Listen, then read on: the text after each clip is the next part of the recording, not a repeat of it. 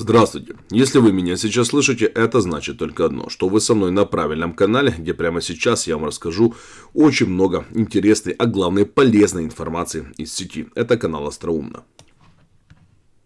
Смесь меда и лука является традиционным народным средством от кашля, которое использовалось в течение многих столетий. Эти ингредиенты легко доступны в течение всего года. Кроме того, это природное лекарство не содержит опасных химических веществ, консервантов, искусственных красителей или токсинов, которые могут привести к дальнейшим осложнениям со здоровьем. Лук – природный антисептик, который борется с болезнетворными бактериями. Всем известен мед как противовоспалительное и бактерицидное средство. Итак, необходимые ингредиенты: 2-3 столовые ложки чистого натурального меда и 1 луковица.